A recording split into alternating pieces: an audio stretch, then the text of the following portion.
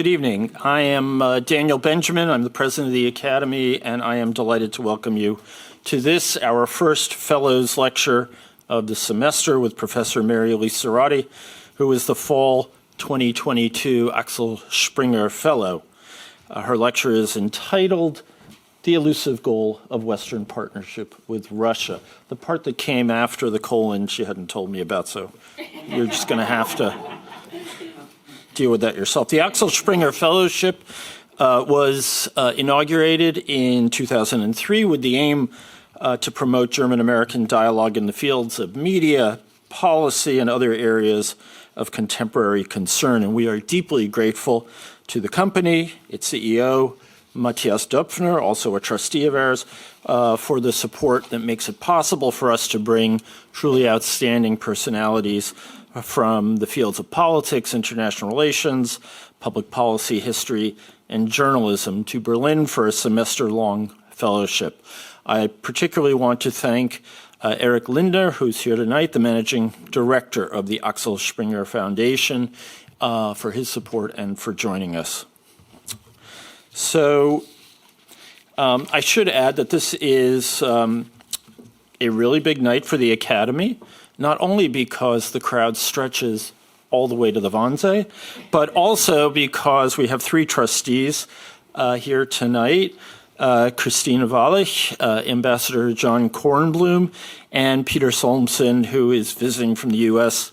and felt secure enough to even bring his wife Sarah, who I want to welcome as well. We often like to say here at the Academy that we are all about building bridges, introducing some of America's foremost scholars and artists to Berlin and Germany. Tonight, however, we are wearing a different hat, if you will, because few Americans know Germany already better than Mary Sarotte. Many of you are here tonight precisely because you met Mary Sarotte at some point during her distinguished career as a historian of transatlantic relations. Perhaps while she was researching in the German archives, or more likely taking a coffee break from researching in the German archives, or conducting some of the countless interviews that she has over the topics that she has studied over the years. Indeed, I count myself among this number. I first met Mary when she was a smart-as-a-whip intern in the Bonn Bureau of Time magazine in the early 1990s, when I was a then young reporter here for what was then called the Weekly News magazine. Mary is here now as the Axel Springer Fellow because not because she needs to meet Germany, but because we are dedicated to both deepening the existing ties between our countries and our peoples, and to discussing some of the key issues we face together. And at the moment, the issue of our relations, past, present, and future, with Russia, which has broken the peace in Europe like no one else in the last 75 years, that is a key issue, you can be quite sure.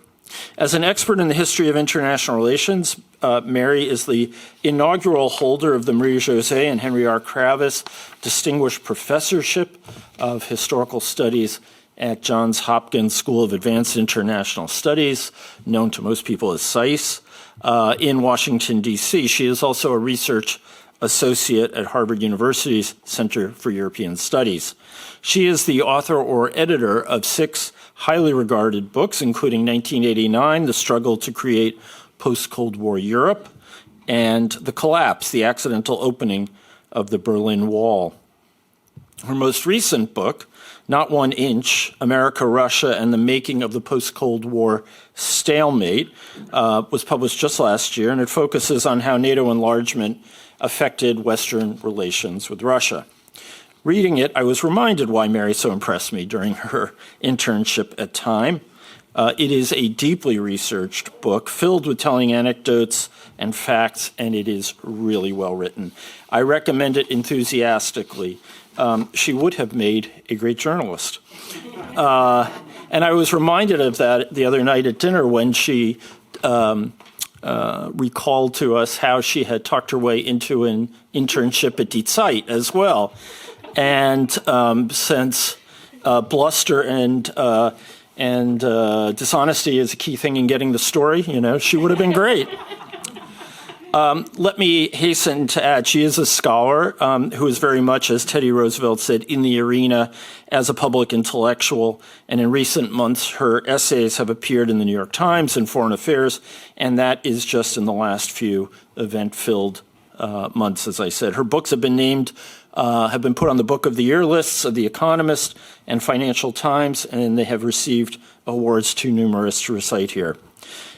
Mary earned her A.B. in History and Science at Harvard. Yes, it's an A.B. there, not a B.A. Don't ask. It's because it's in Latin. And then inexplicably decamped from one Puritan town, Cambridge, to New Haven and did her Ph.D. in history at Yale. Following graduate school, she was a White House Fellow. She joined the faculty of Cambridge. That's the English one, for those who are getting confused. And she received tenure there before accepting an offer to return to the United States to teach at the University of Southern California, demonstrating her intelligence again because of the climactic implications of that move. She is a former Humboldt scholar, a former member of the Institute for Advanced Study at Princeton, and a member of the Council on Foreign Relations.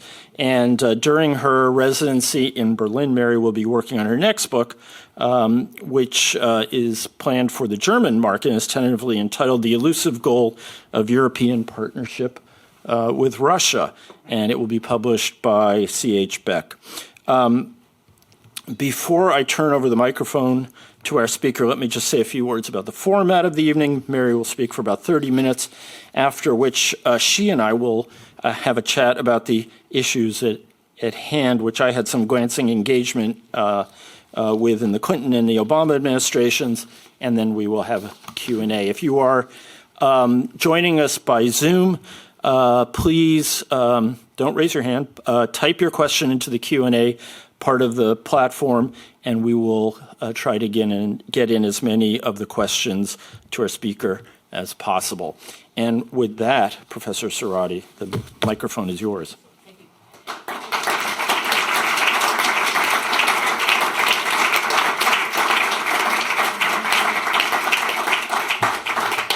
Thank you, everyone. Thank you, everyone, for coming. Thank you to everyone out there in the ether who is watching on YouTube. I've been asked to do the talk tonight in English, in part because of the people who are watching abroad. But I do just want to say a few words in German. I'll translate what they are. Wiedersehen. Ein schönes Wort. Ich kann kaum sagen, wie viel es mir bedeutet, dass wir uns alle endlich wiedersehen. So I'm just...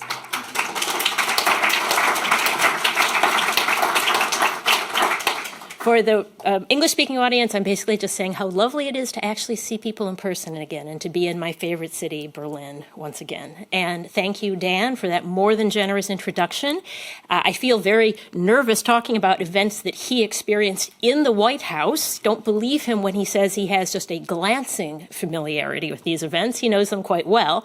And I actually at one point proposed that we structure the whole evening as a conversation between the two of us. But he said, no, I know you're going to need to talk a lot anyway first. So you talk first and then we'll have a conversation. So I'm going to try to keep myself to about 30 minutes. And let me also say I would like to very much thank the Springer Foundation for funding me. And I would very much like to thank the American Academy and the trustees for creating this very special space for dialogue, which becomes all the more important as we tragically once again live in a Europe at war. So thank you to the staff and to the trustees and to the Academy for creating this very, very vital space. All right, so let me talk about the elusive goal of Western partnership with Russia, the very elusive goal of Western partnership with Russia. And this will be a historical talk as I am a historian. But these events obviously are of more than just historical interest. Vladimir Putin keeps bringing them up as justifications for what he is doing. He, again, just this morning, talked about how, in his eyes, it's because of NATO enlargement that he needs to take the steps that he's taking. A particularly surreal day for me along the same lines was on December 23rd, 2021, when Russian President Putin gave the first of many unhinged press conferences, during which he kept repeating, again, this is December 2021, not 1 inch to the east, they told us in the 90s. So what? They cheated. They just brazenly tricked us. The reference is to what in his eyes was a promise from the West that, again, this is in his eyes, that NATO would move not 1 1 inch eastward. Now, this was particularly surreal for me because I had literally just weeks before published a book called Not 1 Inch, and my life has basically been surreal since then. I was overwhelmed with requests. Again, this was December 23rd, for information about what this meant. And there were so many requests that I did something I've never done before. I put together a Twitter thread with screenshots of the most important documents from my research. And I then posted it. It was early on the morning of December 24th, Christmas Eve, Heiligen Abend, when I posted it. And I then turned off my computer because I had to get presents wrapped and I had to get the Christmas tree up. And, I had a few things to do. And by the time I got back on my computer, very late on Christmas Eve, my Twitter thread was in the New York Times. So my life has really been a bit surreal. And again, today, I've just been overwhelmed with requests, which I've been ignoring because I'm too happy to be here with you, about the fact that Putin just complained that NATO expanded to Russia's borders and that, quote, high-ranking representatives of the leading NATO states are planning to attack Russia. Again, I'm just quoting Putin here. I'm not agreeing with him, but just to show how much he is instrumentalizing this topic as justification for what is happening. And it is fundamentally a historical topic. It is a topic based on post-Cold War history. It is tractable by historical methods. You can research it based on documentary evidence, visual evidence, audio evidence, interviews, which is what I have been doing for much of the past decade. And I very much believe in the power of history as an explanatory tool. This is words of wisdom from Sophocles, Oedipus Rex. A man of sense judges the new events by the past. So that's what I'm going to do for you this evening. So briefly, I'm just going to tell you, for those who, the few people in the audience who aren't long-term personal friends of mine, and why not? I'm going to tell you a little bit about my previous work. My friends can all doze off for a few minutes. And then I'm going to talk about the fight over NATO enlargement, and then come up to today, instrumentalizing history and ending the hope for partnership. So as many of you know already, I had the good fortune to be an exchange student here in West Berlin in 1989, and it's witnessing those events that have created my interest in contemporary history and indeed opened up the questions that I'm still trying to answer all these years later. In particular, I ended up writing a trilogy of books, although I did not intend to do so. When I started writing them, I didn't realize it would be 3 books, but one question led to another. So I've written a book on the accidental opening of the Berlin Wall called The Collapse. I've also written a book called 1989, The Struggle to Create Post-Cold War Europe, which examines the foreign policy that followed the accidental opening of the Berlin Wall. And when I did those 2 books, in the course of that research, I stumbled across documents that many people told me did not exist, namely documents about NATO enlargement from the very earliest days after the wall opened. At the time I was researching this, the popular understanding was that those events only happened under President Clinton in the 90s, and I was therefore very surprised to discover that the fight over NATO's future was a direct part of the negotiations surrounding German unification. I did this work in multiple countries: France, Germany, Poland, Russia, the UK, and the United States. As I like to tell my students, this was all funded by OPM, other people's money. So thank you to all the donors out there who helped me to do this research, which otherwise would not have been possible. I also did interviews because, of course, not everything is written down. I worked with audio sources. I worked with televised sources. I'm very grateful in particular to 2 participants in events who are here tonight. Peter Brinkmann, one of Germany's leading journalists who was at the press conference that opened the Berlin Wall, was very, very helpful to me. And to Ziggy Shefka, who is here, a hero of the peaceful revolution, who bravely filmed the Leipzig protests of October 9th, 1989, at great risk to himself. These are people who helped me greatly in my research and have become friends, and so I am so grateful that they are here tonight. So then I decided once I started working on this NATO topic, I thought, if I'm really going to work on this NATO topic, as the Germans would say, wenn schon, denn schon, if you're going to do it, really do it, I thought I'm going to need to move forward into the Clinton era to do this topic. Now, there was a small problem that the Clinton archives weren't open yet, but being bullheaded, I decided that I would just try to declassify the documents that I wanted.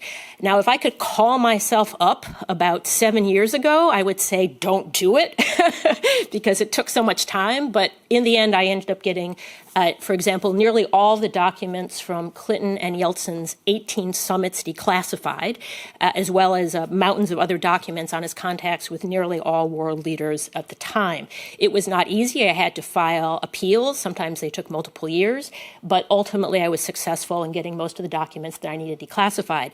And I knew I was probably on the right track when the Kremlin protested my declassifications. That was a new development. When I got the documents, in particular from the Yeltsin and Clinton summits declassified, Peskov, Putin's personal spokesman, complained to the Clinton Library, said you did not consult us. And of course, what he's really upset about is the fact that these documents contain a lot of his boss, Vladimir Putin, because of course, Putin worked for Yeltsin, was his prime minister, and then his anointed heir. So I figured if the Kremlin was complaining, I must be doing something right. There was also a New Yorker article by an American Academy alum, Joshua Yaffa, about my research. So I was really, amazed after many years of sort of toiling in obscurity in archives at the level of interest that this generated already 2018, 2019, and then of course this year as well, once the book came out. I had a sense already that I was onto something with this research. And for those of you who are interested in these sources, I actually put together this collection. It's on the National Security Archive website. So if you Google this and my name, this will come up. This is the start page, but what I've done is I've posted here excerpts from the most interesting documents, along with a short description of them, so you could look at these sources for yourself. If you're really interested, you can actually go to the Clinton Presidential Library website and see the collection that I got released available in its entirety. But these are excerpts where I've provided introductions as well. So what do all these great sources say? Well, I could talk about this until you all lose the will to live. I could talk about this for the next 12 hours. I don't think that would make Dan Benjamin very happy. They might take my money away from me. That would not be good. So I am going to just really gallop through this, and I apologize in advance. I'm obviously going to have to leave out a lot of details, but we're going to have a conversation. I'm here to answer questions. So what you'd like to know more about, let me know, and people out there in the ether, let me know. I'm happy to talk more about it. Let me just really give you a very cursory overview. So obviously, this is the map of Cold War Europe. This is the map of my childhood and the map of the childhood of some of the people in the room. Of course, the green color were the NATO states. That's, of course, the Western Military Alliance. And the orange color was the Warsaw Pact, the Soviet bloc's alliance, which, of course, was not a voluntary alliance. And you can see here the dividing line, of course, ran between divided Germany. So that was, of course, the front line. And so obviously, once the Berlin Wall was coming down, the question was, what would it do to this alliance structure? What would it do to European security? And this is a question, as I said, that came up immediately. For example, already on November 16th, 1989, just a week after the wall came down, Hungary submitted in person an application for membership in the European community to resounding applause. And behind the scenes, and these are some of the documents that I have, said, if we could, we would also apply to NATO right now. Again, I repeat, this is November 16th, 1989. This is a week after the wall comes down. Hungary behind the scenes said if we could, we'd apply for NATO membership right now too, but we don't want to do that because that would destroy Gorbachev. And things are going too well for us right now to want to undermine Gorbachev in that way. So we're not going to do that, but already, sort of on the side, already in the fall of '89, there starts to be talk about how this map is going to change. Now, what's interesting is that Mikhail Gorbachev, the last leader of the Soviet Union, has denied that this ever happened. In 2014, on the 25th anniversary of the opening of the wall, he gave an interview which has gotten a lot of play, where he said the topic of NATO expansion was not discussed at all. Again, this is Gorbachev speaking. Not a single East European country raised the issue. Western leaders didn't bring it up either. So don't portray Gorbachev. He's referring to himself in the third person. Don't portray Gorbachev and the then Soviet authorities as naive people who were wrapped around the West's finger. And so it goes on in this insulted tone. We weren't naive. We weren't neglected. We weren't tricked. The problem is that Gorbachev in 2014 contradicts Gorbachev in 1990. Here is one of many, many, many quotations where dealing meeting with the Wests, he said, I told Baker, he means Secretary of State James Baker, he's speaking here in 1990, we are aware of your favorable attitude toward the intention expressed by a number of representatives of East European countries to withdraw from the Warsaw Pact in order to join NATO later. So this question of, how you're going to restructure security alliances already from the earliest weeks and months was about more than just East Germany. It was about Central and Eastern Europe as well. So Gorbachev was aware of this, but it turned out that he was unable to take any realistic steps to prevent it from happening. And this is where we get to this very, very famous controversy. I mean, I could give a 3-hour lecture on this alone, where there's a question of whether or not Gorbachev extracted a promise from George H.W. Bush, the U.S. president, not to expand NATO. Again, the very, very short version is that there were some hypothetical discussions about that, but what happened at the end, the treaty that produced German unification, expressly allows NATO to extend Article 5, that's its key commitment to defense of allies. That treaty expressly allows NATO to extend Article 5 beyond that Cold War border into Eastern Germany. Moscow signed that treaty, ratified it, and cashed the check, basically, that it got in exchange for it. So it's a little bit of a murky story because it did come up. It's not correct to say it never came up. It's a total myth. That is not correct. It did come up, but in an early phase in the negotiations, and what resulted at the end actually allowed the opposite. Again, I can talk about more details if you are interested. Then, of course, you have this dramatic Soviet collapse, which follows German unification. In August 1991, there's a coup by hardliners trying to oust Gorbachev and restore centralized power. The coup fails, but it dramatically raises Yeltsin's stature and emboldens Yeltsin. In December 1991, Ukraine votes overwhelmingly for independence. Yeltsin, in the wake of that, says that Russia will also become independent, and he declares, together with the leaders of Belarus and Ukraine, they go off and meet in a hunting lodge in the woods, and they just announce, this is a fait accompli, that the Soviet Union will dissolve. He is mainly doing this because he hates Gorbachev, and the feeling is mutual. Indeed, Brent Scowcroft, the former national security advisor, said, I'm getting the feeling the entire reason Yeltsin is destroying the Soviet Union is because it's the fastest way to get rid of Gorbachev. And so it works. Gorbachev realizes that that he hasn't got enough support to fight against this. Gorbachev resigns on Christmas Day, 1991, and the Soviet Union collapses. This is a picture of Yeltsin during that coup, where he heroically went out and climbed on top of tanks that, in theory, had been sent to restore Soviet authority and spoke to the people. It was really Yeltsin's moment. He realized he could rally people not around a Soviet idea, but around an idea of Russia, with himself at the core of it.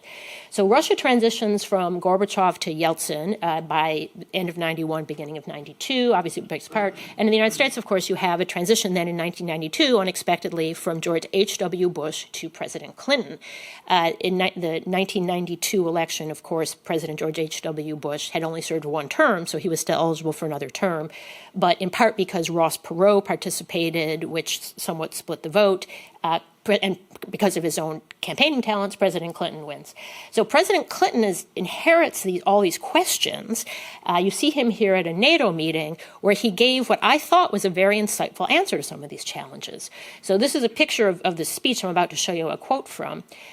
Clinton said, and this is early 1994, January 1994, that it is essential not to draw another line dividing Europe a few hundred miles east, not least because it would exclude Ukraine.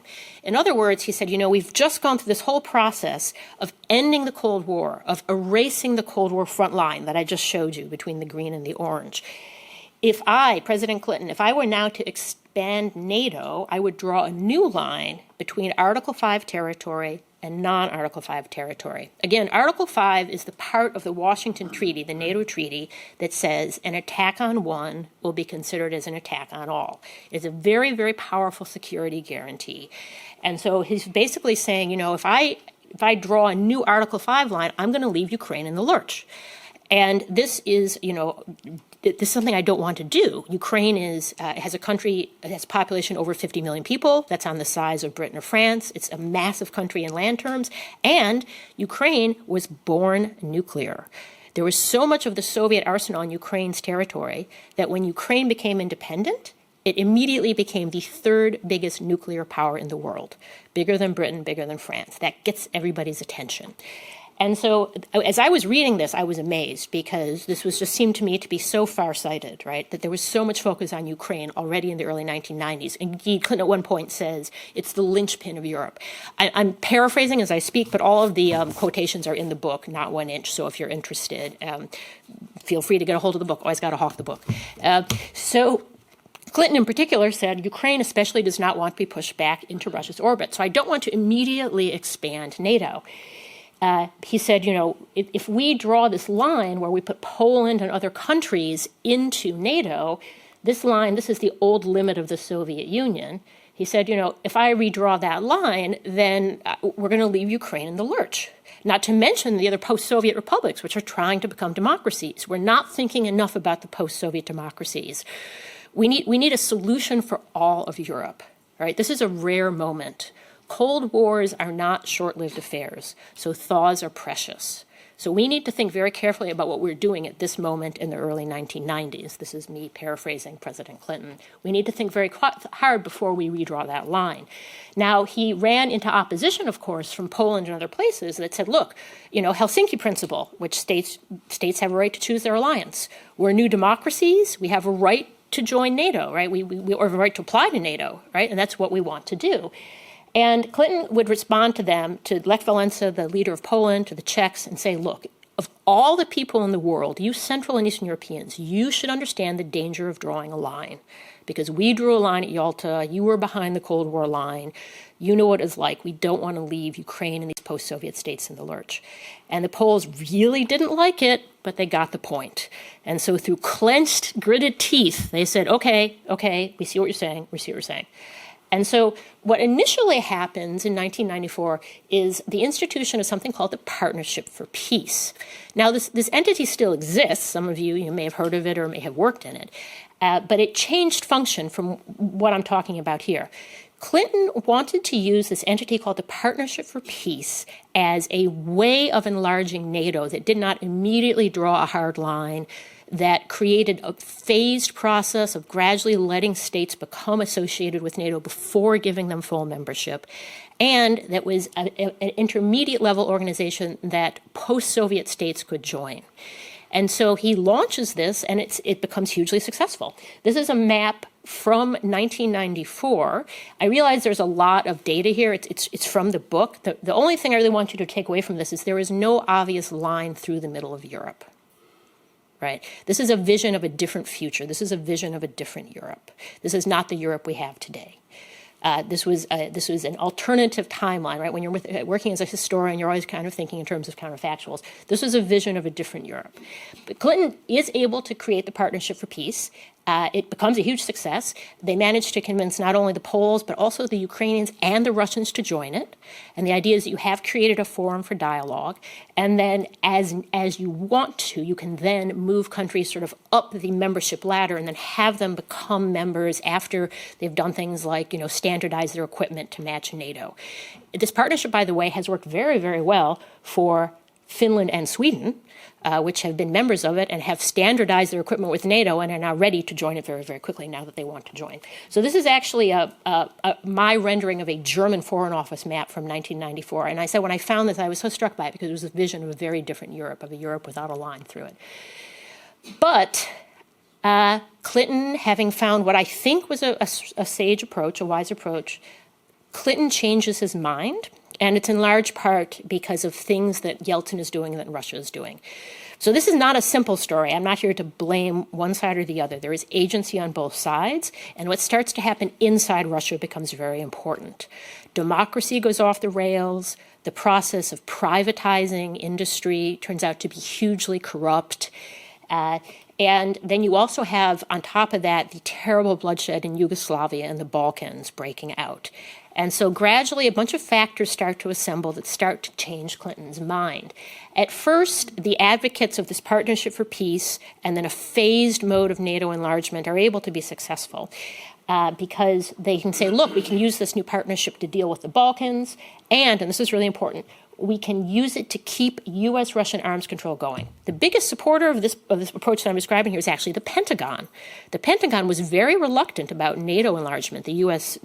Equivalent of the U.S. Defense Ministry, because those are the people who actually had to make it happen. And they knew that Central and Eastern European countries were not interoperable with NATO. They knew how much work it was going to be. And literally, you couldn't even put gas in a helicopter because, the nozzles were the wrong. Everything was going to have to be new. And so the Pentagon was very concerned just at a practical level. And at the elite level, the Secretary of Defense, Bill Perry, whom I interviewed for my research, Bill Perry went to President Clinton and said, President Clinton, I understand that the Central and Eastern Europeans want to join NATO. I have the highest respect for them. What they have done is remarkable. But Bill Perry, I am the Secretary of Defense of the United States of America. And my job is to keep the United States of America safe. And I am currently doing an amazing job because I am working hand in glove with Moscow to destroy the nuclear weapons that are pointed at the United States, at American cities. The amount of disarmament that I am supervising is unprecedented. I am making America safer. And anything you do, President Clinton, that irritates Moscow right now, that annoys Moscow, that breaks down that process of dismantling nuclear arsenals is not in the U.S. interest. So please, President Clinton, do not move forward with NATO enlargement. And initially, Perry is successful. But then, as I said, there's a bunch of events that happen that start to change Clinton's mind. Russia, as I said, bungles internal economic and political reforms.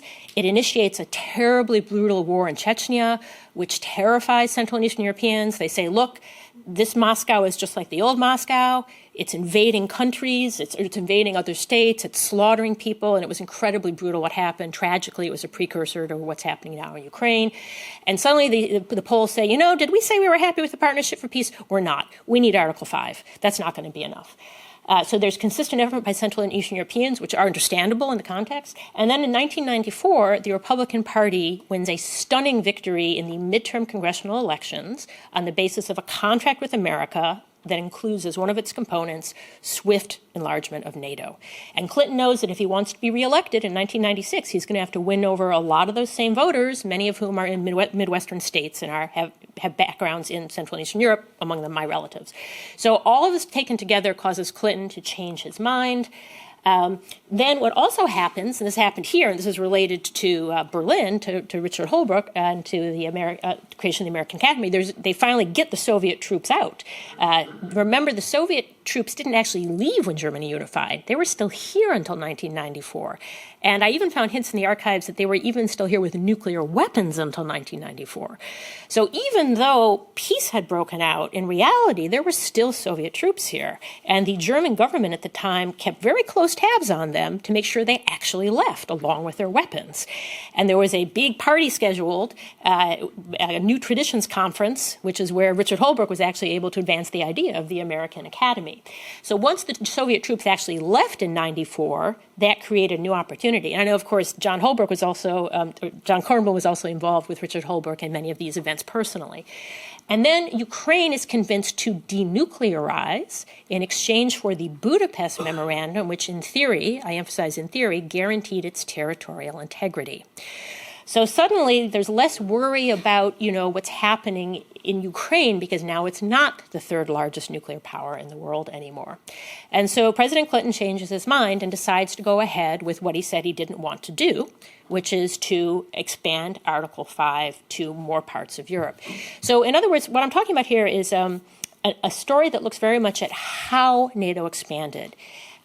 The debate over NATO expansion has been, in my view, really too simplistic. There's been, on the one hand, people saying it was the greatest thing ever, and then people, on the other hand, John Mearsheimer, saying it's the worst thing ever, it caused the war in Ukraine.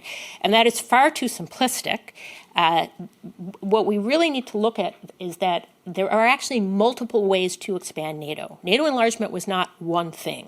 There were multiple ways to do it, and President Clinton earlier on said, I think this partnership process would cause less damage to relations with Russia. I agree with Clinton's early assessment and Secretary Perry, but then he changes his mind and decides to do all or nothing expansion, which means Article 5 or not. And that means, of course, that, Ukraine and post-Soviet states do get left out in the lurch. So let me start to bring this to a close, because I know there's a lot of expertise in the room, and particularly with Dan Benjamin. Let me just say a few words about what is happening now with regard to this history and Russia. So Putin, as I said, has been consistently referring to these events that I've described to you, the not 1 inch debate from 1990, the NATO-Russia Founding Act from 1997, a lot of these events as justification for what he's doing. As I said, he specifically referred to them on that December 23rd press conference. And he's also been cherry-picking history. I have been very busy recently. I have been asked to do this in Finland, in Sweden, in the US, in Germany, in Canada. Russian diplomats are going to their counterparts and saying, this happened in 1990, this happened in 1997. And somehow they Google me and they call me up and say, did that really happen? So I've found myself doing a series of briefings on, what actually happened in these years. So for example, in 1990, Putin says, we definitely got a promise that NATO would not expand. He therefore ignores the final treaty or 2+4 treaty at the end. Putin ignores the existence of the Budapest Memorandum, which he signed, guaranteeing territorial integrity. So that's one of the cherries he doesn't pick. He complains about the NATO-Russia Founding Act in detail. I can go into that if you're interested. And he complains about the 1999 Kosovo intervention, says that happened right after NATO actually enlarged for the first to Central and Eastern Europe for the first time. And he said that was proof that NATO enlarged in order to bomb Slavs. So he instrumentalizes these events and he distorts them. He's not actually interested in an accurate history of these events, needless to say. But I feel like as someone who has been, had the good fortune to be trained as a historian, I can shed academic light on this. I personally did not take part in any of these events. Anything I have in the book is not from my personal memory. It's based on evidence I could find in these countries from the time. And it feels very important at this time where he is completely instrumentalizing and weaponizing this history to provide as accurate an account of it as possible. And I'm really deeply grateful to all of you for taking the time to come here and talk about this, because I think it's important that we actually talk about these topics. So just to wrap up, the really big, heartbreaking question is, would this have been possible? The big play, the big goal after the Cold War was to square the circle of competing goals. Number one, enable Central and Eastern Europeans to fulfill their goal of joining NATO. They were new democracies. They had every right to do so. We want that to happen. It is good that it happened. I personally am not opposed to NATO expansion. My question is about how it happened. So we wanted to enable Central and Eastern Europeans to join NATO. We wanted to provide a berth for Ukraine in the European Security Order, and we wanted to maintain strategic nuclear cooperation and partnership with Russia. Now, that's a difficult circle to square, or to be more precise, it's a difficult triangle to square, because you've got these three foci, these three endpoints. But the good news is that, unlike circles, triangles can be squared. And I think this vision of an undivided Europe, of this partnership, I think that was close to squaring this triangle, but that's unfortunately not what we have today. Unfortunately, only one of those three efforts succeeded. We did get Central and Eastern Europeans into NATO, but we did not define a place for Ukraine in the European security system, and we were not able to maintain nuclear cooperation or peace with Russia. This is, again, in large part, because of things that have happened in Russia. I'm not blaming the West for this. I'm saying that it is a tragedy, it is a shared tragedy for the peoples of Europe that this did not happen, and for the peoples of Russia and the peoples of the United States. But tragically, the disintegration of democracy in Russia meant Putin could resurrect personal rule. He could close the window of opportunity. That thaw at the end of the Cold War is gone now. And now he has put Europe back in a major land war characterized by unspeakable brutality. And so it really is, as happy as I am to see everyone, we are met at a very, very precarious, very dangerous moment in European history. What Putin is doing in Ukraine is very risky. He's starting to talk about nuclear threats again. And I am reminded of the words of the French president, late French president, François Mitterrand. In 1999, President Mitterrand was dying of cancer. He actually died early in 1996. But he insisted on taking part in events to mark the 50th anniversary of the Second World War, and in particular taking part in events with German Chancellor Helmut Kohl to show how the French and the Germans had overcome their hatred from the Second World War. And he said to Mitterrand said to Kohl, again, this is shortly before his death, if we cannot comprehend that there is no other way forward except cooperation, then Europeans are unworthy of the grace and gift of these past 50 years. So I think the challenge facing us now, we thought, that grace and gift was just going to extend forever. We thought we were promised a good future forever, and turns out we are not. And we need to strive together to recreate that spirit of grace and gift. And one of the places that can help to do that is the American Academy. So I'm very grateful to all of you for taking time to be here tonight and to allow me to talk to you tonight, and I look forward to our discussion.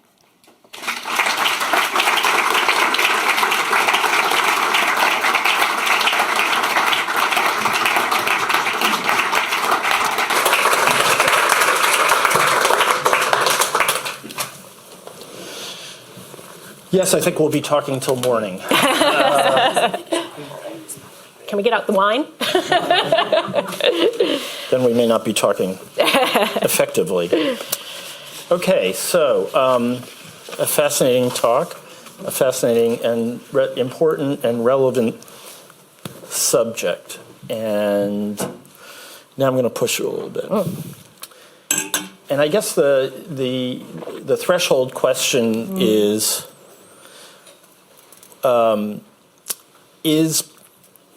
there any truth behind Putin's weaponization of this issue, or any truth to suggest that the enlargement of NATO, and we always distinguish between those who say enlargement and expansion. That was a big line through the middle of the American political universe. Yep.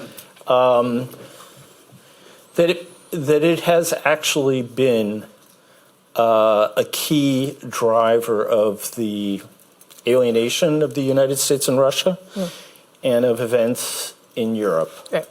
And let me give you an alternative hypothesis, and you tell me why it's wrong. You're a very careful historian, and you say things are not monocausal, but you focus a lot on the NATO enlargement issue. So democracy never had a chance in Russia. My own view is that the events of 1989 to 91 were so tumultuous as to have essentially made that window close. I've often looked back and thought to myself, what could we have done differently? A Marshall Plan for Russia so that it gets on its feet. Well, in your book, you talk about how the Germans, essentially, to close the deal on unification, gave 14 billion. Wrote big checks. Big checks. Money went gone. It disappeared.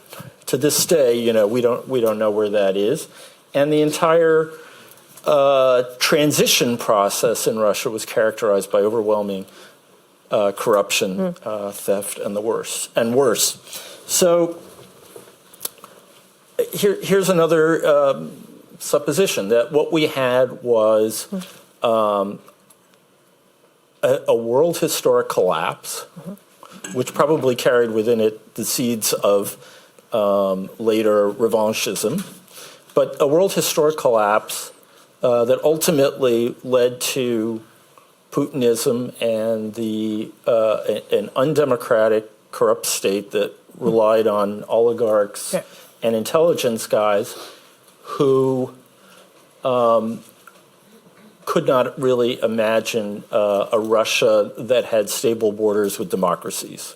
And Putin and his minions have always said, we need a cordon. We need to have these countries on our borders that will be essentially neutralized. They will be corrupt like us. And they did a pretty good job in Ukraine and Belarus for a long time. And that was, fundamentally a clash of systems between open democratic systems in the West and what Russia was developing that was going to be unsustainable, and particularly unsustainable given the desire of Central and Eastern Europeans to have security. PFP, great as it was, wasn't going to satisfy anyone for more than about 15 minutes. They wanted an Article 5 guarantee that we would protect them. So, I think at the end, you talk a lot about how Putin is using this mythology, it doesn't have to be untrue, about promises. The promises, of course, were never written down in a treaty or anything, but all these promises. But in fact, he is where he is largely because of Russia's choices. And because Russia, plunged into a new form of autocracy and has really not wanted to have a relationship with the West that could be cooperative. Yeah, so we have 12 hours, right? Yeah. Good. Okay. All right. Bring out the food. So obviously there's a lot we could talk about there. Let me just grab kind of one part of what you're saying and respond in a very academic way, since I'm an academic. So I use as a guiding theory in the book a theory of punctuated equilibrium. I like to tell my students this. If I had students in the room, they'd be groaning because they've heard me talk about this a lot. This theory comes from the Harvard evolutionary biologist Stephen Jay Gould. I had the good fortune to take his class when I was an undergraduate. And he said, what I, Stephen Jay Gould, see in the fossil record as an evolutionary biologist is not actually a little evolution one day, and then a little evolution the next day, and then a little evolution the next day. In other words, I do not actually see gradualism. What I, Stephen Jay Gould, see in the fossil record are long periods of stasis or equilibrium where relatively little changes.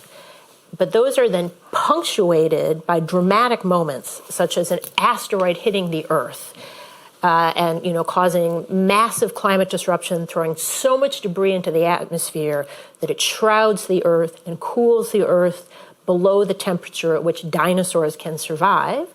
And they then die out during this punctuational moment, and a new form of life, namely mammals, can come to the fore and establish a new stasis or a new equilibrium. So in other words, I see these long periods where relatively little changes, and then these dramatic punctuational moments where a lot changes and then a new stasis or equilibrium establishes itself.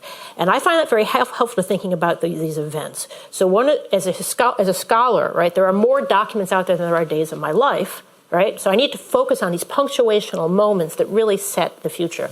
And so the way I thought of them is these punctuational moments are moments when all of a sudden there's many possible timelines to the future. It's when contingency comes to dominate. Contingency comes to dominate over structure. And so these moments are really critical because what happens in them then sets a new equilibrium. So that's my long-winded academic theory. Now let me actually talk about your question. So I, with great hesitation, am going to disagree with you that democracy never had a chance in Russia. I would say after a certain point, democracy did not have a chance. But I believe there was this punctuational moment when the wall came down, when the Soviet Union collapses, when there were really many timelines to the future, and there was one of them where there was democracy that succeeded in Russia. Now, then it becomes important, and this is more something that the scholars of Russia internally know about, Yeltsin's self-defeating choices become very important, particularly the very corrupt way that it was privatized, the way that he opens the door to Putin and so forth. He makes a series of choices that then start to undermine democracy. And then, of course, once you get Putin, right, Putin is not interested in maintaining democracy. So once you get Putin, you've returned Russia to a new equilibrium, which is once again, as it so often was, under personal rule, right? So now I would agree with you. I don't think right now democracy has a chance in Russia. But as a scholar, I always differentiate very much between these moments where things are contingent and can change, and then these moments of equilibrium. So I always, would be careful to say, I think democracy had a chance, but only for a small window. Yeah. Okay. So let me amend my text and just say, democracy had a vanishingly small chance. Hey, a point for me. Yeah. Are you guys keeping score? Because in the basically couple of years that Boris Yeltsin was A, halfway sober, and B, not focused on creating the family, as it was called, which became, the first great new crime operation of the new Russia. Maybe there was an opportunity. I'll just tell you a quick story because I can't resist this one. I started working in the Clinton White House on October 3rd, 1994. I got there just days after Yeltsin had been visiting. And just to give you an idea of what we were dealing with, a very good friend of mine told me, "Oh, you missed all the fun when Yeltsin was here." I said, "What?" He said, "Well, it isn't in the papers, and don't repeat it, but he came out of Blair House in his underwear at 3 a.m, roaring drunk, and screamed, 'Give me pizza!'" This was not a great starting point for democracy.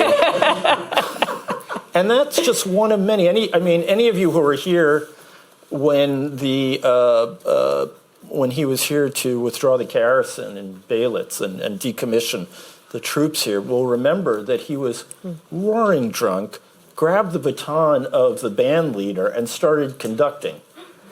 We were not dealing with, a rational actor at that point, or not even a semi-rational actor. So, anyway, so I remain kind of skeptical about that option. I would also say that actually there was a lot of concern for Russia and its fate in those days, although there were not a lot of straws to grasp at. So we had the NATO-Russian Founding Act, we had the NATO-Russia Council. I personally remember having a conversation with Sandy Vershbow, who was really one of the key architects of NATO enlargement, and one of the best diplomats America's produced. And and I said, "Are we serious when we say we can envision a day when Russia could join NATO?" And he said, "Yeah, it'll be a different thing then. But if Russia democratizes and is a good player in the neighborhood, you can imagine that evolution." This was not, this was, not, I don't know what we call it now, clickbait. This was not just stuff we were saying. And Clinton, of course, he would do anything to help out Boris, even when everyone around him was saying, this is a losing proposition. And let's remember, okay, so you mentioned that Boris fights this just brutal war in Chechnya. Well, the first thing that Putin does when he comes in is fight a brutal war in Chechnya as well. And in fact, it is widely believed now that he blew up a bunch of apartment buildings in Russia to fabricate a threat to go after the Chechens. So I guess when I look back, I don't know where the, where the moment was to stick our foot in the closing door and say, "Wait, we can help." I think everyone was looking for that. And at the time, I was rereading one of the memoirs of one of the participants who said, I really don't think that the hedge against future revanchism was an argument that was on our mind at the time. And as I look back, I say, my God, I wish it had been. Luckily, we got a good outcome anyway, because there are 100 million people in Central and Eastern Europe who, have enjoyed the fruits of peace and security for the last 20 years. And Ukraine was always, as you say in your book, ein zu weites Feld, a bridge too far. Ukraine was just such a total mess in those days. So anyway. Well, let me a few responses. So yeah, that it was quite amusing for me in the archive to find the paperwork associated with that, as Dan just said. The pizza episode. The pizza episode. This is this is the president of Russia, and somehow he ends up on the side of a street in his underwear saying he wants pizza, and this is not good. And Washington's not even a pizza city. I know, exactly. Right? Exactly. If they'd taken him to New York. He got his pizza. Yeah, he got his pizza. But what's interesting, I think, so I'm going to push back a little bit here, for those of you who are keeping score. I'm risking it again. I liked President Clinton's response when he was told about this. President Clinton said, never forget that in Russia, for us, Yeltsin drunk is better than all the alternatives sober. He is a Democrat. He wants to do the right thing, and the alternatives are worse. And he said, I've dealt with drunks. He's not a mean drunk. I believe in Yeltsin. I thought that's interesting. And Yeltsin, obviously... I think that's actually a point on my side. It's a point... No. I think he's saying... you were saying Yeltsin is not a rational actor. And but I was talking about Russia not having much of a chance. And if Boris Yeltsin was the best they had to offer, Clinton was a fan of Yeltsin. Yeah, I know. Clinton was a fan of Yeltsin. And then the further incident, and I know it's a famous incident, so as Dan was saying, the final withdrawal of the Soviet troops from the city happened in August 94. At the monument in Treptow, and anyone who hasn't been there has to go there just to remember what Soviet totalitarianism was all about. And so this was, you have to look at this from the Russian point of view, right? The Soviet victory over Nazi Germany, it was the foundational event in modern Soviet and now Russian life. When you go to Moscow, it's like 1945 happened yesterday, right? There's monuments everywhere to World War II. It's still observed. Victory Day is still observed. It's hard to overstate how important this is. And so that moment of the Soviet troops withdrawing, obviously there was a band and so forth, but it was clearly a defeat. It was clearly a retreat. They were coming back to a country that had collapsed. That was an incredibly painful moment for Russians and for former Soviet citizens. And frankly, getting insanely drunk doesn't seem to me that bad a response. Right. Yeltsin, sometimes when there were things he just didn't want to have to deal with, it was almost kind of a tool. He could just get drunk during a negotiation and then you couldn't do business with him. So I'm going to have to try that as a management too. Right. I don't want to, I'm just saying, I understand from his point of view, obviously, and he got worse and worse. And then by his second term, it really was an issue, that and his heart problems. But I'm saying that, I could see that moment. A lot of my book, it was interesting. I had to have keep two concepts in my head as I was writing the book, because my previous books where I wrote about the wall coming down and I wrote about German unification, those are in essence books with happy endings, right? And for this book, in some ways, I was writing part of the book out of the point of view of people for whom the end of the Cold War was a disaster, right? Putin has described the collapse of the Soviet Union as the greatest geopolitical catastrophe of the 20th century. Now, think about that for a minute. There's a lot of competition for that title, right? Greatest geopolitical catastrophe of the 20th century. And Putin's answer is collapse of the Soviet Union. So I try to think, remember, because the 90s were such a great time economically for the U.S., and we'd won the Cold War and the longest economic expansion in history. But there's sort of a tragedy in the comedy of Yeltsin grabbing that baton in the midst of what was, for him, a searing defeat. So. Yeah, no, there's no question that I got another point.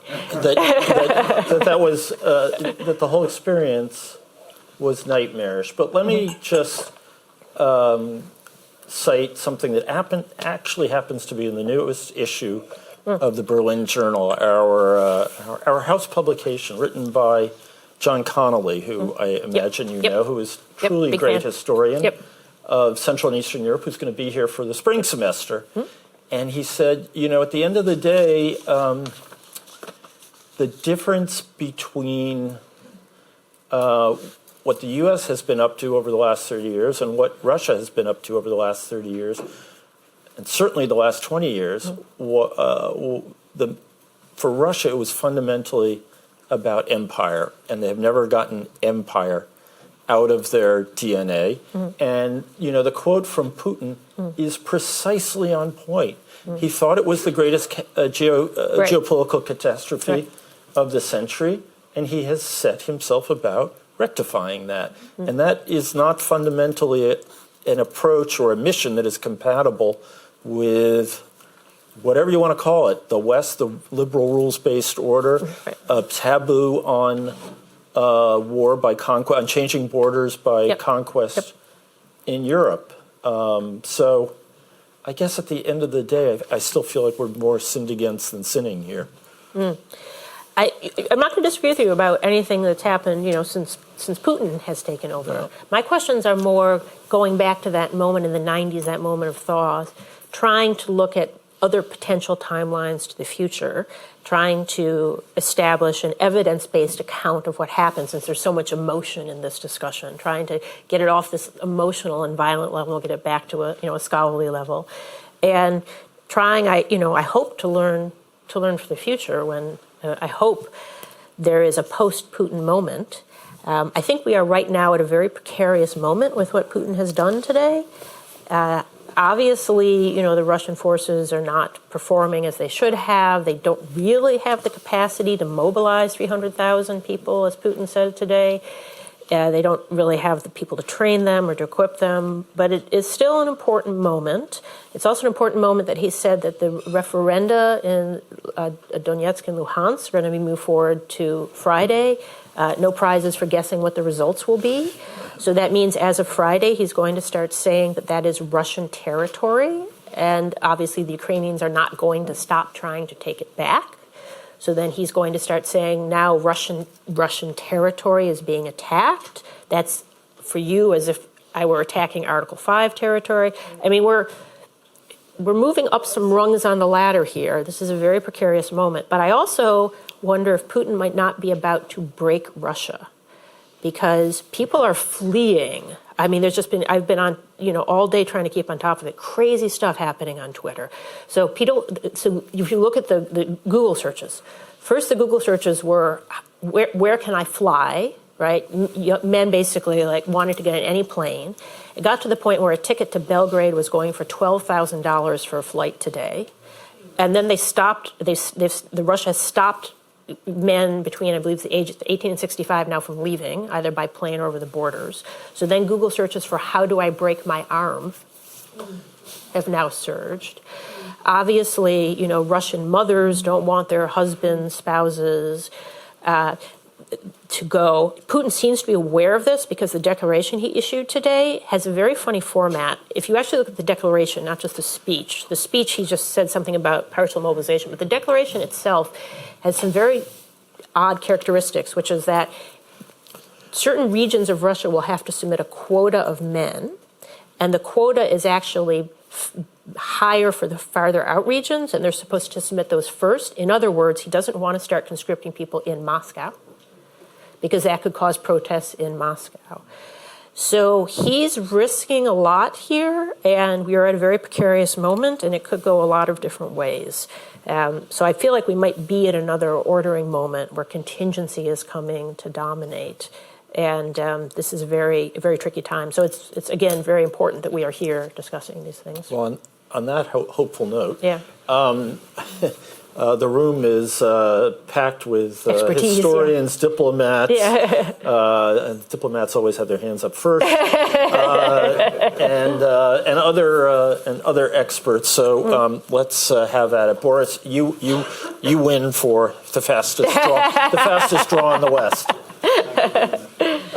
Wait for the microphone so that posterity will record you. And the worldwide audience. Thanks. So such a pleasure to see you in Berlin. Thank you. Pleasure to see you too. Great talk as well. So 3 quick points. Number one, Boris Ruge, Vice Chairman of the Munich Security Conference, and also seconded from the German Foreign Service. And historian. Historian as well, that's right. Russian leaders, Soviet leaders in Germany getting drunk. I have a vague recollection that when Brezhnev visited Willy Brandt in Bonn, and this must have been the early 70s, he got incredibly drunk and managed to ruin a Mercedes-Benz that had been gifted to him. So, there's those things as well. But obviously in German discourse, there is a whole tradition of people being concerned about not respecting Russia. And many of those people are very serious people, serious observers of history and politics. But personally, I don't see how in the years after 1991 we could disregard the wishes of Poles and Balts, for example, to be part of NATO. I think it was simply not possible in the long run. And I think there's a kind of counterfactual that I would like you to work through for us, which is what would have happened if we kept them out? would Russia have developed into a better direction? And my final point is, would we have been better off if Germans, for example, had been less romantic about Russia and more sober about the odds of Russia developing in the direction that we were hoping it would develop into? Sure. So thank you so much for the well-informed question and for being here tonight, and all for the work you do at the Munich Security Conference to promote dialogue among warring parties. So just to be clear, I am not arguing that we should have disregarded the wishes of the Poles in the book. From my point of view, the problem with NATO enlargement is how it happened, right? What I am supporting is the idea of President Clinton in 1994, 95, 93, 94, Secretary of Defense Bill Perry, for a different manner of NATO enlargement, right? Because, of course, keep in mind, the big play is squaring that triangle, where you get Central and Eastern Europe into NATO, but you also provide a berth for Ukraine. You don't leave Ukraine in the lurch, and you keep cooperation going with Russia, right? That's the triangle you need to square. And what amazed me is that people at the time understood that, right? And so if you're sitting in Washington, you're trying to figure out, how do I do this? So the goal wasn't to exclude the Poles or the Balts. The goal was to find a way to bring them into NATO while sustaining both options for Ukraine, which today we really wish we had, and sustaining cooperation with Russia. And so the Partnership for Peace then, what it's become now is different. But the Partnership for Peace then was the way to do that, which is you would make places partners, which was kind of a halfway house, and this actually happened. This is not counterfactual. People have forgotten this now, but that's what the map I showed you was. The post-Soviet republics became members. But then what you could do is then within that structure, you would then elevate people to membership. But you didn't obviously draw a new line right along where the old Soviet line had been, right? And so this is very much what the Pentagon wanted. John Chalikashvili, Secretary of Defense Bill Perry, and the Pentagon lost out internally. The team at the National Security Council, the team at State, 94, really pushed back against this and succeeded. And so what's happened now is there's been this sort of, forgetting that there were alternate ways to enlarge NATO. So what I'm trying to do is, move away from this, binary, Manichaean, either we let the Poles in or not, and say, no, there were alternatives. So that is really what I am talking about. Now, the German question is a little bit of a separate question. Again, this is a dynamic process. The Germans in the 90s, your team was good. People weren't romantic. People were worried. Behind the scenes, people were looking at each other like, can we actually get the Soviet troops to leave? Right? What's interesting for me is that, unification happened, on paper, October 3rd, 1990, but there were still hundreds of thousands of Soviet troops with their nuclear weapons here. Right? it was one thing to sign a treaty saying it's over, and it's another thing to actually be waving them goodbye, right? And there were 4 years in there of nail biting where, Helmut Kohl internally was saying, everything we do is to actually get those troops out, right? So your team was actually, I think, pretty savvy about the Russians. Now, obviously, again, once this punctuational moment closes, right? Once we get to Putin and we get to personal rule, now we know what the timeline of the future is, right? Now, I'm not arguing now that we should be trying to, go to Russia, Russia. Putin is committing, unspeakable acts, right? It is now wartime. This is all historical, what I'm talking about. But I do think in that moment, there were alternatives, and it's worth understanding how we got where we are by contrasting it with, what was happening, right? What could have happened, so. As a two-finger Yeah. The story continues, obviously. Right, yes. So once Putin is there, Right. there's still a lot of wishful thinking in Germany Yes. about the scenarios for Russia. Right, yes. Gas supplies, for example. Yes. Yes. I was going to say, do you want to talk about more recent German attitudes? No, but I would answer. I would just suggest, Boris, and I think you and I are on the same page. That if you do the thought experiment, that we hadn't taken the Central and Eastern Europeans into NATO, would we not be watching the same sort of fight we're watching in Ukraine and Poland? Personally, I think so. I think that as John Connolly said, there's a fundamentally imperialist impulse here. Putin embodies it, and he would have, reabsorbed Ukraine if he could have done it in any way, and kept moving west. So anyway, my humble opinion. And as for German Romanticism, Russia's a really big country. It's not surprising that there's a little excessively hopeful optimism, but it may have gone a bit too far. So I'm just saying it like it is. Yeah. Okay. We have another question right here. So. My name is Dominik Geppert, University of Potsdam. May I press you a little bit on the interplay between NATO enlargement and the enlargement of the European Union? You haven't mentioned so much yet. Yeah.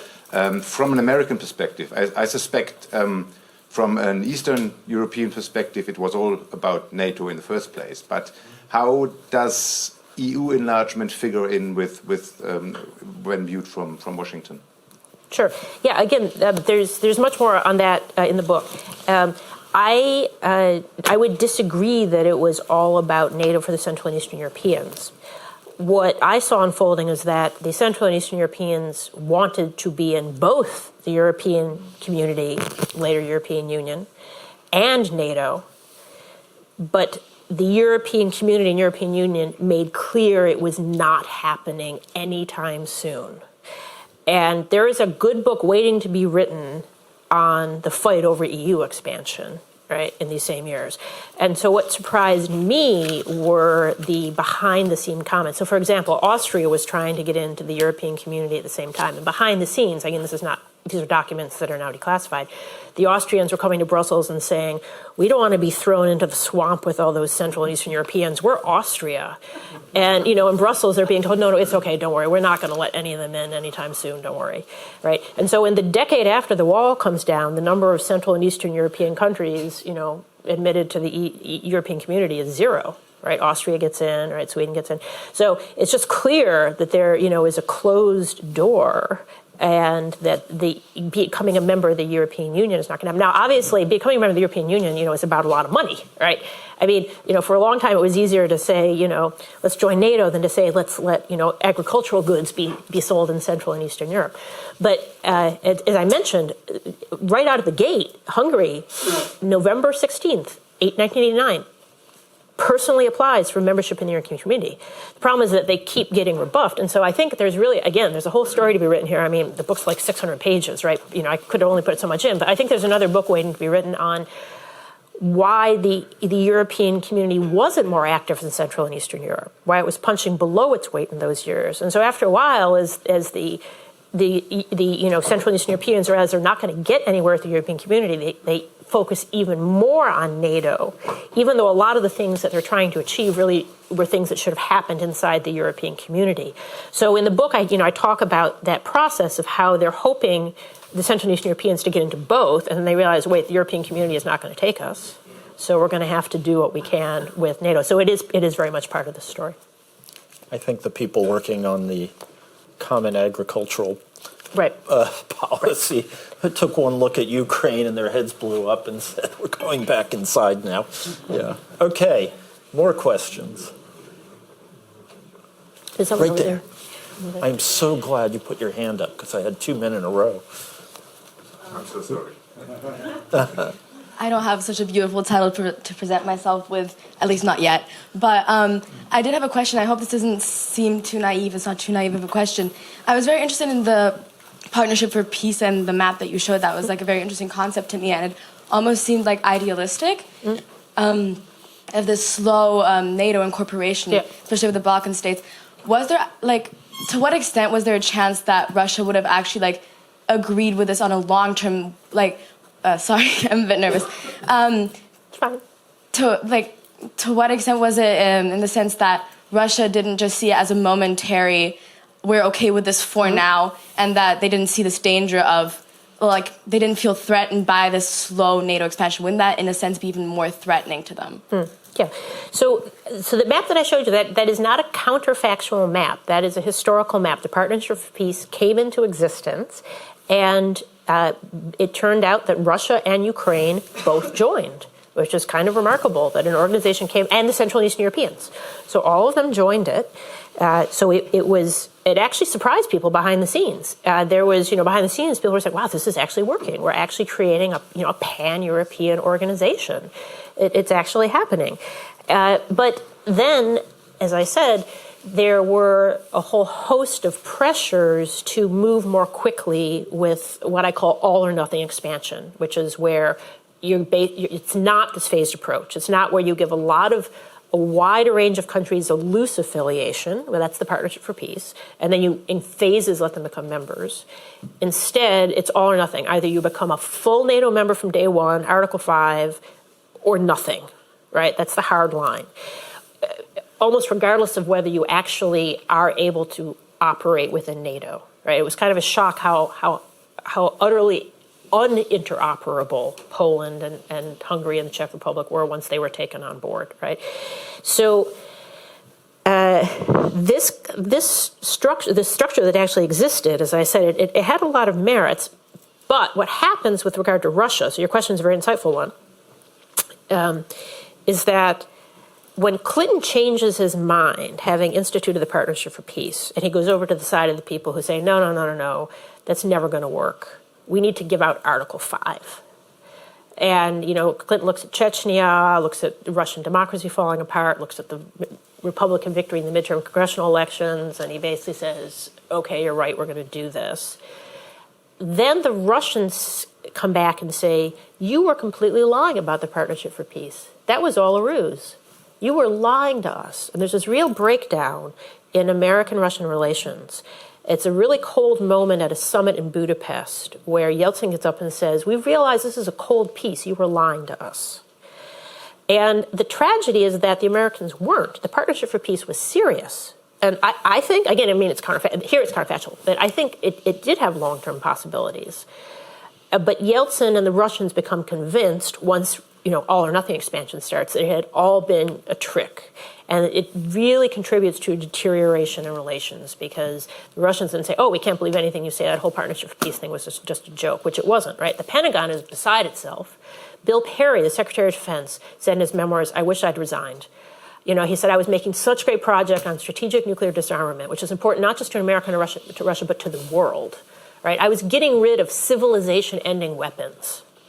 And suddenly, we decided to do all or nothing NATO expansion. We were going to let them in. They had anywhere else to go, right? The timing was just wrong. And Perry said, in his memoirs, he said, I should have resigned. It was so bad, that shift, I should have resigned. And Perry didn't, but he left at the end of the term.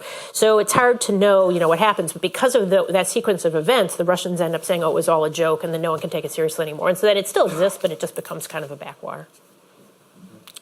Non-Lugar programs continue through the entire decade, though, right? Non-Lugar programs continue, but then, there's sort of a... basically, it's like things are like the dismantling of nuclear weapons. Basically, everything is going great guns, and the cooperation is increasing. And Perry is going over and personally witnessing Soviet weapons being destroyed. Perry has this amazing story where he goes. This is the Secretary of Defense of the United States of America, and he goes into a nuclear control bunker that has a panel with little lights of the American cities that are going to be destroyed by the missiles that are going to be launched from that center.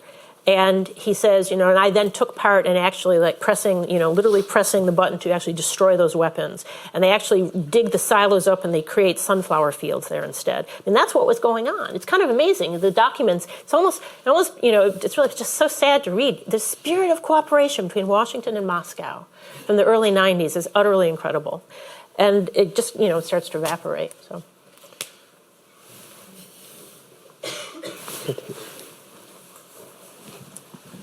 Good evening. My name is Heiko Günther.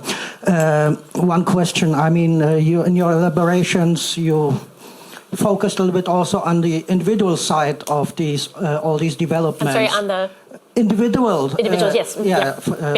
Side of all these developments, depending on the politicians who were in power. Yep. Do you think that by changing maybe those protagonists now in Moscow or there's a new chance for partnership also regard to the big elephant in the room like China? We have Nixon and Kissinger going in the 70s to China during the Cold War to forge an alliance against Soviet Union. Could this be also an option, or would the United States withstand this option from Russia, become an ally in the global struggle with China, maybe? Yeah, I mean, obviously the opening to China under President Nixon and Kissinger was a huge strategic success. But if, say, at the time China had been engaged in a brutal war against Taiwan, it would not have happened. That's a whole separate crisis we need to worry about. There's a lot that is very risky right now. I think that in these moments of these punctuational moments where contingency comes to the fore, individuals really do matter. Now, this is not to deny, broad structural forces. Obviously, the economic pressures leading to the collapse of the Soviet Union were enormous. This is not to deny structural factors. But what interests me as a historian are these punctuational moments where the structural factors come together, and then there are these individual choices that become hugely important. The case, of course, that I know well is the opening of the Berlin Wall, right? And, the East German regime basically bungled what was meant to be a sort of half-hearted PR move, was not meant to be the opening of the wall. But the individual who had to do the press conference, the way he expressed himself, it sounded as if the wall were open. But the border guards had no orders to open the wall. The orders they had were to shoot at people, right? I mean, it's often forgotten the last person shot trying to flee East Berlin was shot to death in February 1989, right? I mean, that order was still in effect. And so Harold Jaeger, the border guard at Bornholmer Street, where Ziggy Shefka, where are you, Ziggy? Ziggy Shefka, all right, thank you, Ziggy. Ziggy was there that night, talk to him. The border guard who was in charge of Bornholmer Street had no orders other than, to shoot people, and had a lot of guns. And he kept trying to call for new orders, and he kept not getting new orders. And at some point, this man had to make a decision. And it turns out that night, that man, Harold Jaeger, this is the man who actually opens the wall, a loyal Stasi agent, had done 25 years of service. I pulled his record at the Stasi archive. He had only one demerit in 25 years of service. This is a loyal servant of the state. But that night he had a secret. He had been mistakenly diagnosed with cancer. Now, it turned out it was wrong. He's still alive. But on that night, he thought he was dying of cancer. So on that night, he had this completely different relationship to life and the world. And I interviewed him twice, and he said, I thought, I'm a dead man walking anyway. Either we're going to shoot all these people or we're going to open up. And he decides to open up. And then the wall is open. But there were other guards at other locations who said, I wanted to spray bullets, right? So, those moments where all those pressures brought all those things together, brought all those people, the peaceful revolution, the collapse of the state, brought them to the wall. But at that moment, there's these individual choices like that of this border guard or of Ziggy Shefka, who was here to actually go to the border that night, even though he knew he could be shot, right?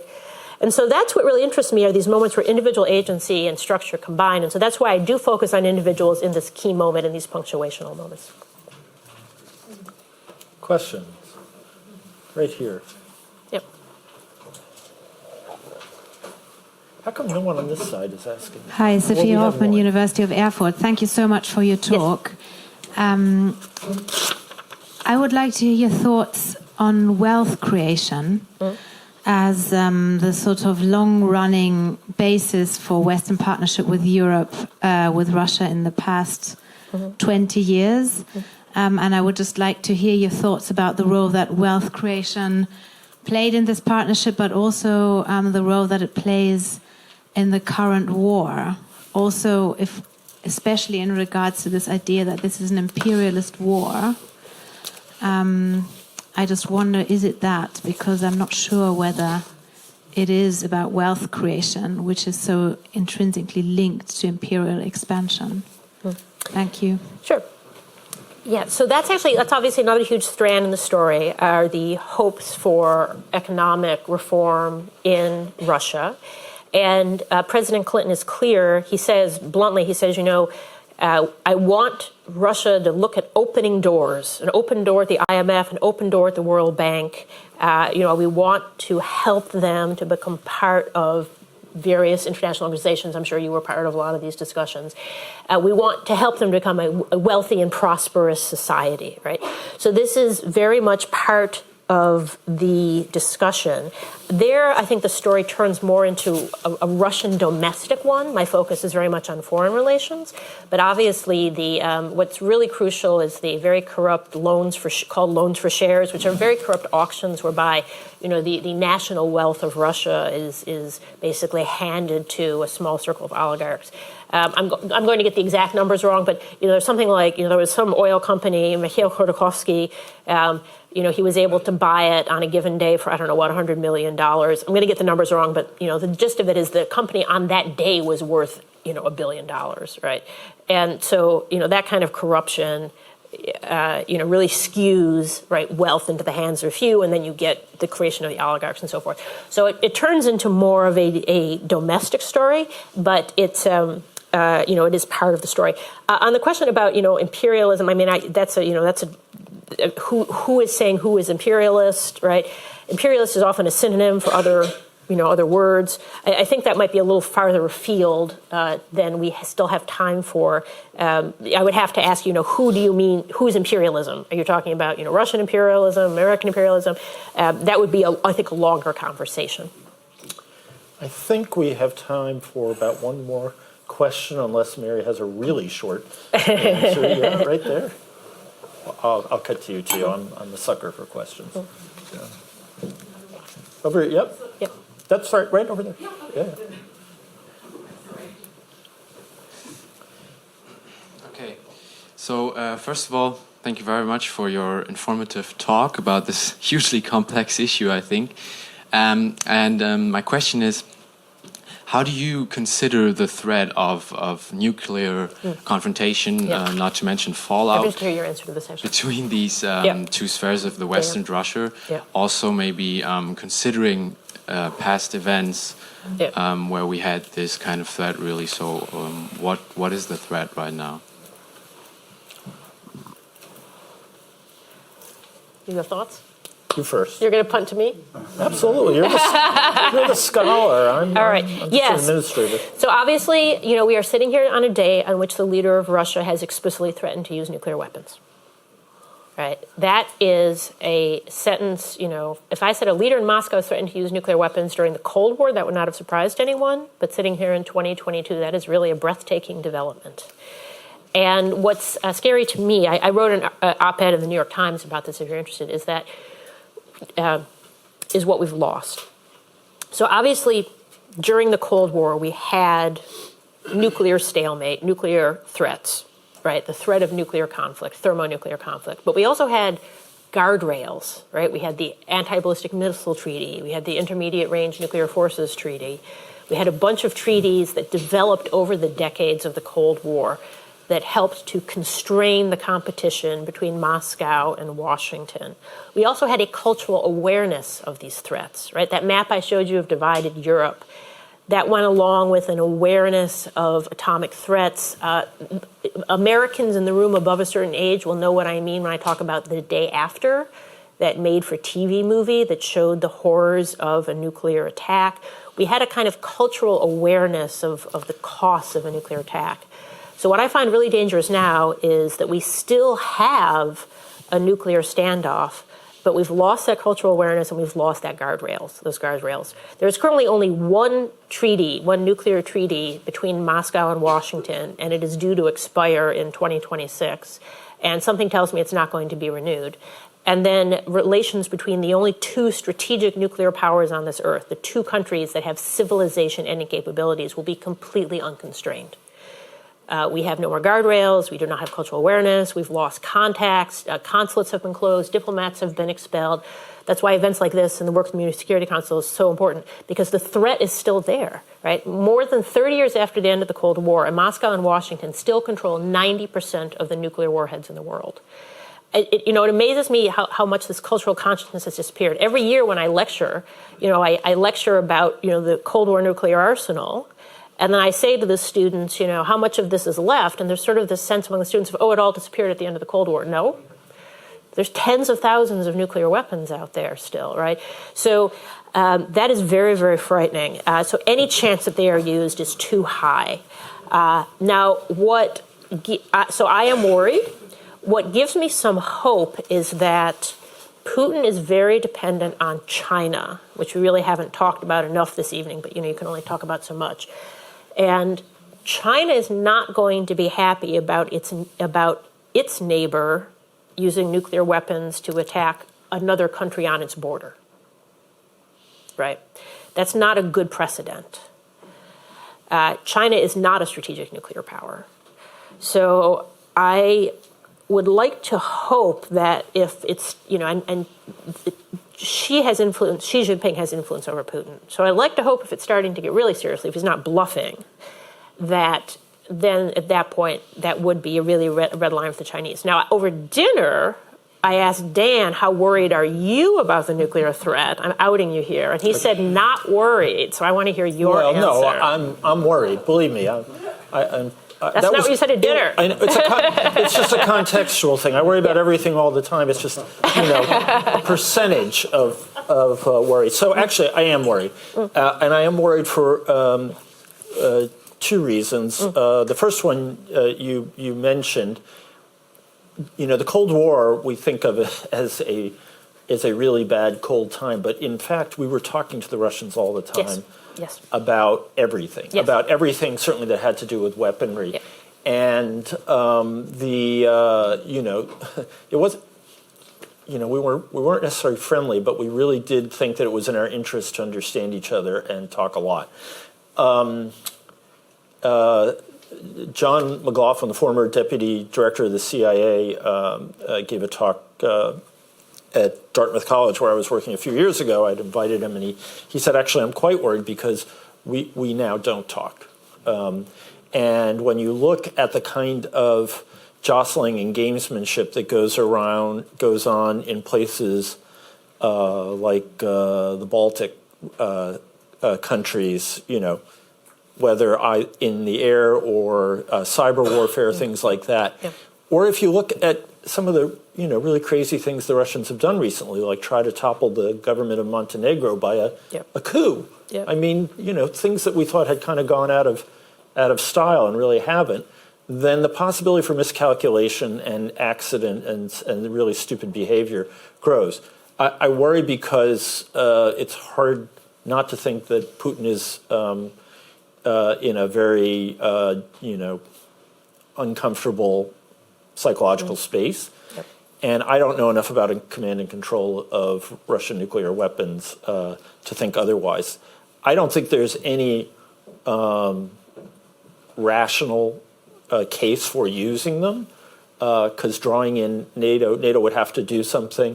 I don't think NATO would respond with a nuclear weapon, but rather with a much more robust support for Ukraine, and possibly also for the use of its own forces in the battle space. But it's just not a great situation. I still think it's a low probability that there will be a nuclear detonation, but it's scarier than it has been for a long time. Yeah. On that cheerful note, we need drinks. I'm sorry. I wish we could have gotten to more of the questions. We will talk about them over refreshments. Thank you all so much for coming and for lending your ears to this issue.